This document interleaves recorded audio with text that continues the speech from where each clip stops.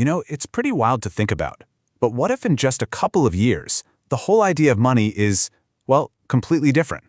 A lot of experts are pointing their fingers at one specific year as a huge turning point for crypto, 2026. So let's dive in and see exactly what they're predicting. And look, this isn't just some random guessing game. We're talking about major firms and serious analysts all highlighting 2026 as the year. So what we're going to do right now is unpack the huge transformations they see coming. Everything from digital dollars to AI actually playing a role in the economy. All right, let's start at the very foundation, the core of it all. What money and ownership even mean? Analysts are seeing two massive shifts on the horizon that, honestly, could change everything. Okay, so the first piece of this puzzle, stablecoins. Now, these are basically cryptocurrencies that are pegged to a stable asset, usually the US dollar. And the big prediction here is that they're going to re-dollarize global finance. What does that mean? Well, it means the dollar's influence could actually get bigger, but this time it'll be running on blockchain rails, which could make everything way faster and more transparent. And just to give you an idea of the sheer scale we're talking about here, asset manager Hashtags thinks the stablecoin market could more than double, soaring past a mind-boggling $500 billion. That's a huge number. Now, the second pillar is something called tokenization. And the easiest way to think about it is creating a digital twin for a real-world asset. So picture a giant skyscraper. Right now, maybe one company owns it. But with tokenization, you could basically turn that building into, say, 1 million digital tokens. Each one is a tiny slice of ownership. And just like that, suddenly anyone could invest in a piece of prime real estate. Instantly, right on a blockchain. And the growth they're projecting here is, well, it's explosive. The market for these tokenized assets is expected to multiply 10 times over, hitting almost $400 billion by 2026. And you gotta understand, this isn't some niche sci-fi idea. The big, traditional financial giants, they're already rebuilding their internal systems to get ready for this new world. Okay, so you've got money going digital, assets becoming programmable. What does that lead to? Well, it sets the stage for an even more futuristic idea.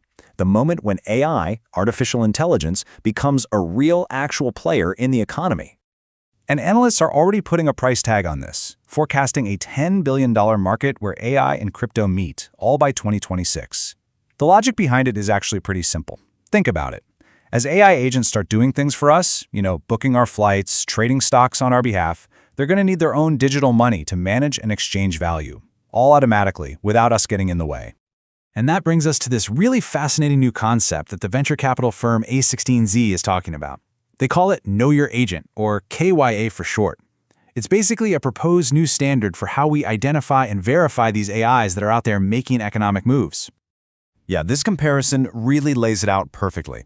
You know how banks have Know Your Customer, or KYC, to verify that we're who we say we are? Well, KYA would do the exact same thing, but for AI agents.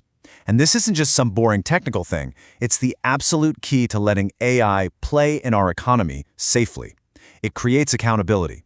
You can almost think of it like a digital driver's license, but for bots. All right, so you've got all this value from people, from AI, sloshing around on blockchains.